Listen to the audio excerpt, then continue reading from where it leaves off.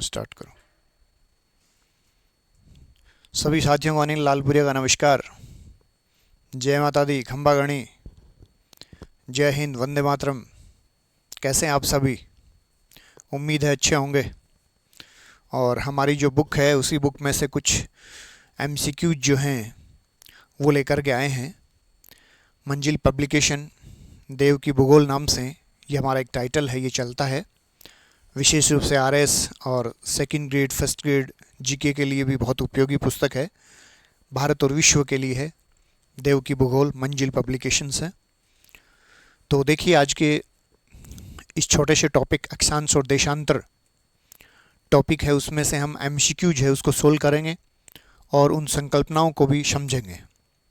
आइए शुरुआत करते हैं। सबसे पहला प्रश्न है, अंतर्राष्ट्रीय तिथि रेखा इंटरनेशनल डेट लाइन खींची जाती है। यानी इंटरनेशनल डेट लाइन जो होती है, इसके सवाल बहुत परीक्षाओं में पूछे जाते हैं। तो अंतर्राष्ट्रीय तिथि रेखा यानी international date line, IDL, international date line किससे कहते हैं? सबसे पहले आपको याद होना चाहिए कि 180 डिग्री जो देशांतर है, लॉन्गिट्यूड है, उसको आईडीएल कहते हैं। इंटरनेशनल डेट लाइन के नाम से जाना जाता है।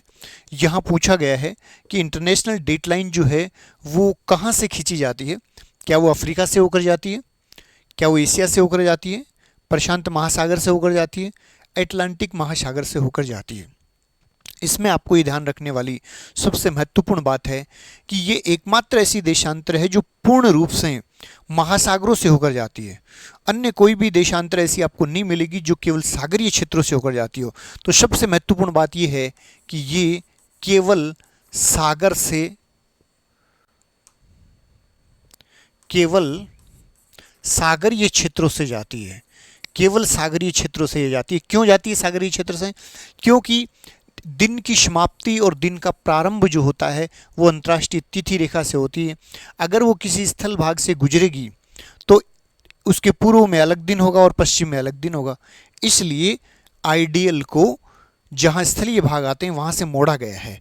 जैसे बेरिंग जल संधि है, वहाँ से उसको इस तरह से मोड़ करके और ऐसे अलग जहाँ भी स्थल आते हैं वहाँ उसको मोड़ा गया है और सागरीय क्षेत्र से गुजारा गया है।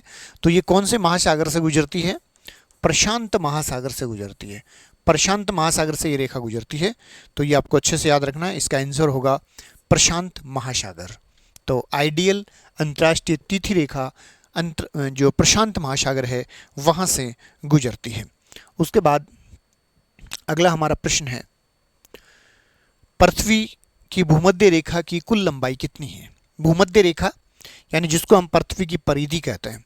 भूमध्य रेखा लंबाई नापने का जो सबसे पहले काम किया था वो इरेटोस्थेनीज ने किया था। इरेटोस्थेनीज भूमध्य रेखा लंबाई को मापने का काम, यानी सबसे पहले जो लंबाई मापन का काम किया था वो इरेटोस्थेनीज ने किया था। और इसलिए इरेटोस्थेनीज को भूगोल का पिता कहते हैं, फादर ऑफ ज्योग्राफी। भूगोल का पिता किसे कहते हैं? इरेटोस्थेनीज को फादर ऑफ ज्योग्राफी के नाम से जाना जाता है। और यहाँ जो कुल लंबाई है पृथ्वी के भूमध्य रेखा की या भूमध्य रेखीय व्यास की, वो लंबाई है 40,000 किलोमीटर। 40,000 किलोमीटर पृथ्वी के भूमध्य रेखीय व्यास की, जो भूमध्य रेखीय परिधि है उसकी लंबाई है 40,000 किलोमीटर। देखिए दोस्तों, आगे अगला हमारा प्रश्न है, भूमध्य रेखा, कर्क रेखा और मकर रेखा तीनों निम्न में से किसी एक महाद्वीप से गुजरती हैं। ऐसा महाद्वीप जिससे ये तीनों रेखाएं गुजरती हों। क्या ऐसा कोई महाद्वीप है जिससे तीनों रेखाएं गुजरती हों? तो जो महाद्वीप जिससे तीनों रेखाएं गुजरती हैं वो है अफ्रीका। अफ्रीका महाद्वीप जो है इससे तीनों रेखाएं गुजरती हैं। बाकी किसी भी महाद्वीप से तीनों महत्वपूर्ण अक्षांश रेखाएं नहीं गुजरती हैं। यानी कटिबंधों के निर्धारण में इन अक्षांश रेखाओं का बहुत महत्वपूर्ण योगदान होता है। और यहाँ पर ये तीनों जो महाद्वीपों से गुजरती हैं, कौन से महाद्वीप से गुजरती हैं? अफ्रीका महाद्वीप से तीनों रेखाएं हैं वो गुजरती हैं। याद रखिएगा, बहुत महत्वपूर्ण प्रश्न है, परीक्षाओं में बार बार पूछा जाता है। इक्विनॉक्स यानी विषुवय वर्ष में 2 बार होता है, 2 बार आता है जब दिन और रात बराबर होते हैं। यानी वर्ष के 2 काल में जब भी वो आता है, इक्विनॉक्स कब होता है, तो ये आपको ध्यान रखना है कि इक्विनॉक्स क्या होता है। देखिए इसकी हम थोड़ी चर्चा करते हैं कि इस प्रकार से जो पृथ्वी है वो बनी हुई है, और ये भूमध्य रेखा है, और ये होती है कर्क रेखा, और ये होती है मकर रेखा। यानी 23.5 डिग्री उत्तरी अक्षांश कर्क रेखा होती है, और 23.5 डिग्री दक्षिणी अक्षांश जो होती है वो मकर रेखा होती है, और 0 डिग्री अक्षांश है ये भूमध्य रेखा होती है। अब देखिए सूर्य जो है इनके बीच में रोटेट होता रहता है। सूर्य हमेशा ये जो दोनों रेखाएं हैं इनके बीच में रोटेट होगा।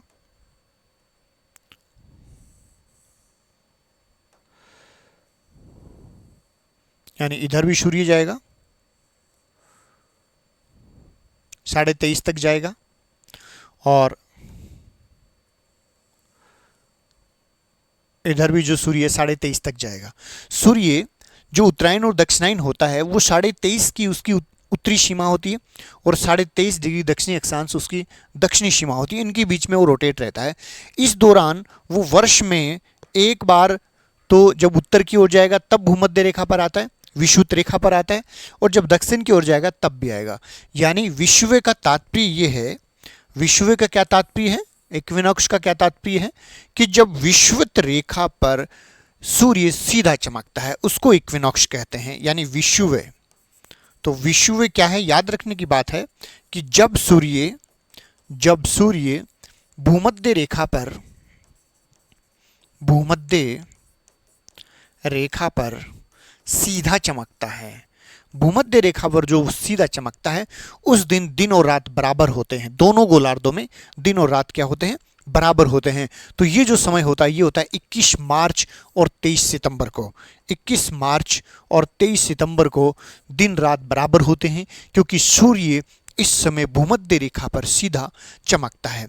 और सूर्य उत्तर में कब होता है, यानी उत्तर में जो कर्क रेखा है वहां पर कब होता है, 21 जून को। 21 जून को उत्तरी गोलार्ध में सबसे बड़ा दिन होता है, क्योंकि यहाँ सूर्य कर्क रेखा पर सीधा चमकता है। और 22 दिसंबर को सूर्य कहाँ होता है, 22 दिसंबर को मकर रेखा पर होता है। इसलिए यहाँ हमारे सबसे लंबी रात्रि होती है और सबसे छोटा दिन होता है 22 दिसंबर उत्तरी गोलार्ध में, और दक्षिणी गोलार्ध में 22 दिसंबर सबसे बड़ा दिन होता है। तो ये प्रश्न कई बार पूछा गया है, इसकी डेट है उसको बहुत अच्छे से याद रखोगे।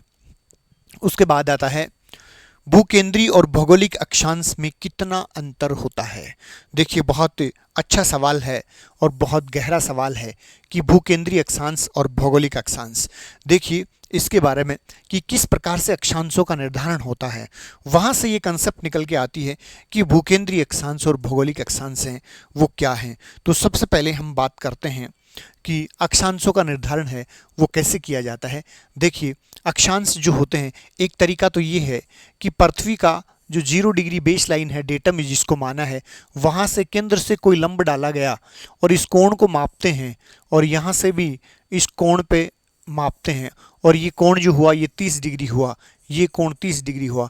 पृथ्वी के केंद्र से इसका मापन किया गया है।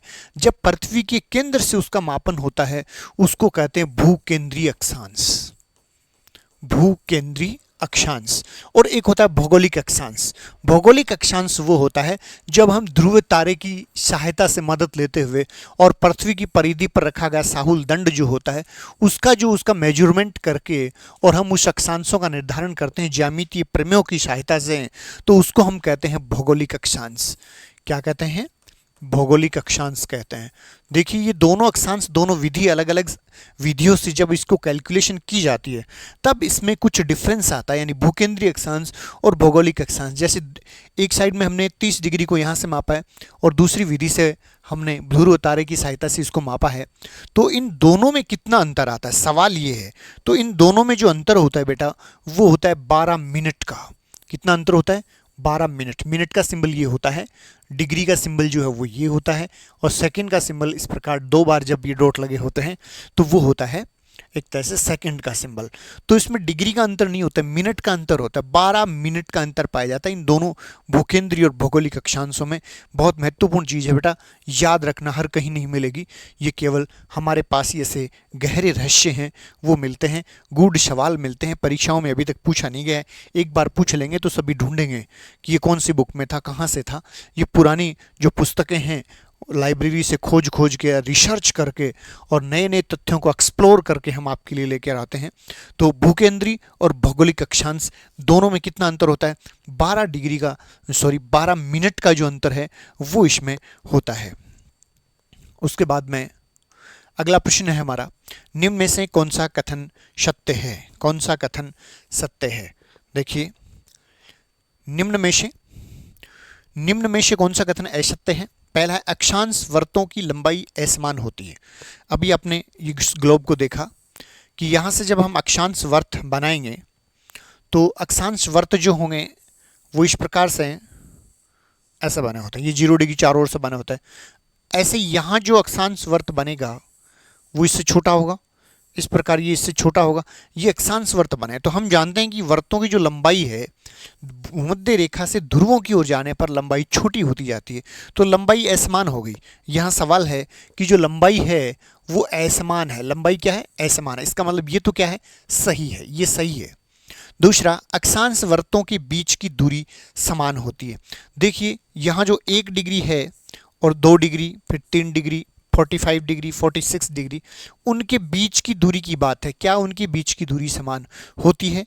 देखिए, यहाँ जो भूमध्य रेखा से ध्रुवों की ओर आप जाओगे तो उनके बीच की दूरी है वो बढ़ती है। बीच की दूरी क्या होती है? बढ़ती है। माइनर इंक्रीजमेंट होता है, यानी बिल्कुल थोड़ा सा अंतर होता है, ज़्यादा अंतर वहाँ नहीं होता बिल्कुल, यानी 1-2 किलोमीटर का ही अंतर पड़ेगा। पूरा 90 डिग्री तक आप जाओगे तब इतना अंतर पड़ेगा, लेकिन वो समान नहीं होती है।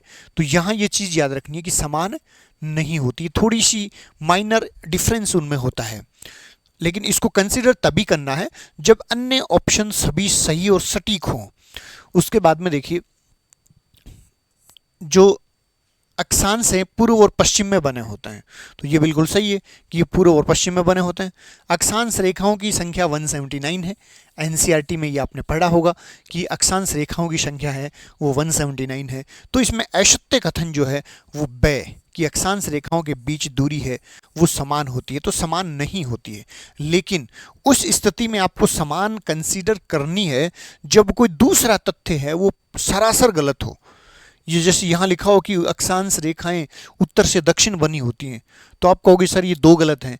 तब 2 गलत नहीं होंगे, क्योंकि इस डिस्टेंस को जो माइनर अंतर है उस माइनर डिफरेंस को इग्नोर कर दिया जाएगा। तो उस स्थिति में कोई दूसरा है वो भी गलत हो सकता है। लेकिन यहाँ हम जानते हैं कि ये भी सही है, ये भी सही है, ये भी सही है। तो ये जो है माइनर जो डिफरेंस है इसको यहाँ पर कैलकुलेट करके एग्जामिनर ने हमसे पूछा है। तो ये चीज़ें आपको हमेशा अच्छे से याद रखनी है। यानी यहाँ से दूरी जो है वो निरंतर बढ़ती जाएगी, क्योंकि यहाँ 111.7 किलोमीटर तक दूरी पहुँच जाती है और यहाँ जो है वो लगभग 110 किलोमीटर के आसपास दूरी होती है। एवरेज दूरी हम जानते हैं कि 111 किलोमीटर मानते हैं। तो इस प्रकार से ये माइनर जो डिफरेंस है ये अक्षांश रेखाओं के बीच में होता है। तो ये चीज़ें आपको हमेशा याद रखनी है। उसके बाद है, पृथ्वी की ध्रुवीय और विषुवतीय व्यास में अंतर कितना है? यानी जो व्यास है, डायमीटर है अर्थ का, उसके देखिए डायमीटर को, यानी पृथ्वी का जो एक तो ये व्यास है, यहाँ से चपटी है, ये हमने सर्किल बनाया जल्दी में, लेकिन ये क्या है कि चपटी है ध्रुवों से। तो यहाँ जो एक तो ये व्यास है उसकी बात है ध्रुव व्यास, और दूसरा व्यास विषुवतीय व्यास जो 0 डिग्री अक्षांश पर है। इसकी जो दूरी है वो 12,757 किलोमीटर है, 12,757 किलोमीटर। और ये जो दूरी है और ये है 12,714 किलोमीटर। ये कई बार परीक्षाओं में पूछा जा चुका है कि ये जो दूरी है, ये डिफरेंस है, ये कितना है।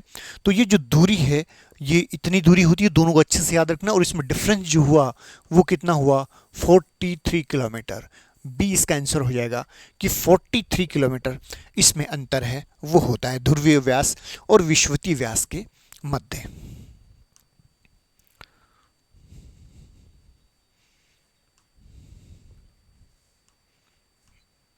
हाँ, उसके बाद देखिए, भूमध्य रेखा किस देश से नहीं गुजरती है? कई बार रेखाओं के बारे में पूछ लेते हैं। तो भूमध्य रेखा जो है वो किस देश में नहीं गुजरती है? कांगो से गुजरती है, ब्राज़ील से भी गुजरती है, युगांडा से भी गुजरती है। वेनेजुएला जो है उससे भूमध्य रेखा नहीं गुजरती है। वेनेजुएला से भूमध्य रेखा नहीं गुजरती है, तो इसका उत्तर होगा वेनेजुएला। देखिए इसका थोड़ा सा स्पष्टीकरण है वो अपन देखते हैं। भूमध्य रेखा कहाँ कहाँ से गुजरती है? तो भूमध्य रेखा 3 महाद्वीपों से गुजरती है। 3 महाद्वीप हैं उनसे गुजरती है।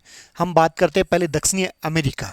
तो दक्षिणी अमेरिका में जो रेखा गुजरती है वो इक्वेडोर, कहाँ से गुजरती है? इक्वेडोर से गुजरती है। यानी दक्षिणी अमेरिका में इक्वेडोर, कोलंबिया और ब्राज़ील से गुजरती है। यानी वो अमेजन बेसिन के सघन वनों से गुजरती है। और वेनेजुएला जो है वो ब्राज़ील से उत्तर में स्थित है, तो वहाँ पर कोई नहीं गुजरती है, कोई भी रेखा वहाँ से नहीं गुजरती है। यानी तीनों जो महत्वपूर्ण रेखाएं हैं उनमें से नहीं गुजरती है। तो इक्वेडोर, कोलंबिया, ब्राज़ील से गुजरती है। अफ्रीका में गेबोन, Congo, Zimbabwe, Uganda, Kenya, Tanzania. ये हमारी पुस्तक की जो फोटो है क्लिक की हुई है, जो मंजिल पब्लिकेशन देव की भूगोल से है, वहाँ से इसको हमने क्लिक किया है और उसी को एक्सप्लेन हम यहाँ कर रहे हैं। तो देखिए भूमध्य रेखा युगांडा और तंजानिया की सीमा पर स्थित विक्टोरिया झील से होकर गुजरती है।